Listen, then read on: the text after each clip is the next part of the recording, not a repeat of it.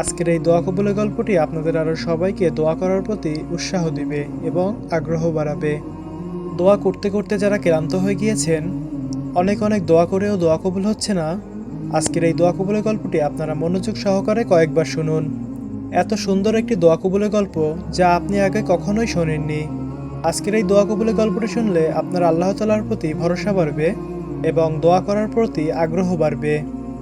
দোয়া যে সত্যিই কবুল হয়, আল্লাহ তাআলা যে তার বান্দার ডাকে সাড়া দেন, বান্দা যেটা চান আল্লাহ তাআলার কাছে আল্লাহ তাআলা যে সত্যিই সেটা দিয়ে দেন, আজকের এই দোয়া কবুলের গল্পটি শুনলে সেটি বুঝতে পারবেন। তো চলুন আর কথা না বাড়িয়ে দোয়া কবুলের গল্পটি শুনে আসি। এই দোয়া কবুলের গল্পটি আমাদের এক সাবস্ক্রাইবারের দোয়া কবুলের গল্প, আর এই দোয়া কবুলের গল্পটি তিনি আমাদের হোয়াটসঅ্যাপের মাধ্যমে শেয়ার করেছেন, আর সেটাই হুবহু আপনাদের মাঝে শেয়ার করব আমি এবং পড়ে শোনাবো। আসসালামু আলাইকুম সুপ্রিয় দিনী ভাই ও বোনেরা, শুরু করছি পরমই আল্লাহ তাআলার নামে, বিসমিল্লাহির রহমানির রহিম। আমি বাস্তব জীবনে দোয়া কবুলের গল্পগুলো আপনাদের মাঝে শেয়ার করে থাকি।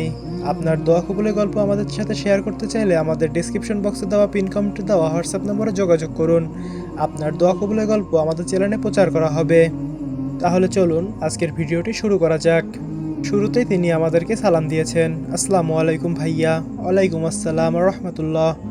এরপরে তিনি লিখেছেন, আমি সারা রমজান মাসে আল্লাহ তাআলার কাছে দিনদার জীবনসঙ্গী চেয়ে দোয়া করেছি।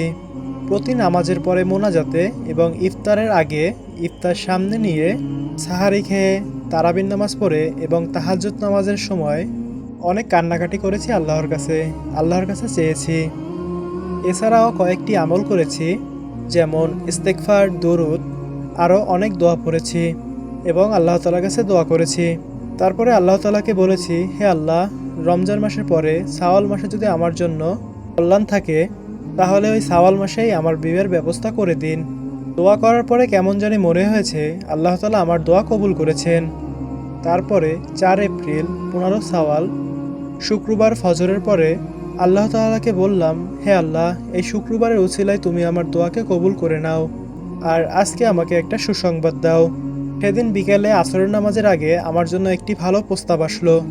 ছেলেটা খুব দিনদার, ঢাকায় জব করে এবং তার পরিবারেরও সবাই অনেক দিনদার। আমি শোনা মাত্রই অবাক হয়ে গিয়েছি যে আল্লাহ তাআলা এত তাড়াতাড়ি আমার দোয়া কবুল করে নিয়েছেন, আলহামদুলিল্লাহ।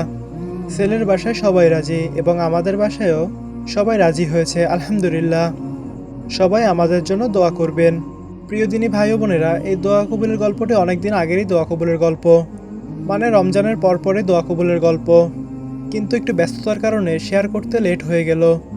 যেহেতু আরও অনেক দোয়া কবুলের গল্প এসেছে, সেজন্য পরপর সেই দোয়া কবুলের গল্পগুলো পড়ে শুনিয়েছি আপনাদের, সেজন্য এটা একটু বাদ গিয়েছে। এটা শুনে আপনারা ভাববেন না যে আপনাদের দোয়া কবুলের গল্প শেয়ার করা হয় না বা হবে না, এটা ভুল। ইনশাআল্লাহ সবার দোয়া কবুলের গল্পই আমি শেয়ার করে থাকি। প্রিয় দিনী ভাই ও বোনেরা, দেখলেন শুক্রবার সময়ে দোয়া করে একদিনের মধ্যেই দোয়া কবুল হয়ে গেল। মেয়েটি সারা রমজান মাসে দোয়া করার পরে একদিন শুক্রবার ফজরের পরে দোয়া করার পরে আল্লাহ তাআলা তার দোয়াকে অলৌকিকভাবে দোয়া কবুল করে নিল, আলহামদুলিল্লাহ। আপনারাও যদি আপনাদের দোয়া কবুল করাতে চান, তাহলে আল্লাহ তাআলার উপরে ভরসা করে আজকে থেকেই তাহাজ্জুদের সালাত আদায় করুন, ইস্তেগফার শুরু করুন এবং দুরূদ শরীফ পাঠ করুন। ইনশাআল্লাহ আপনার দোয়া আল্লাহ তাআলা কবুল করে নেবেন।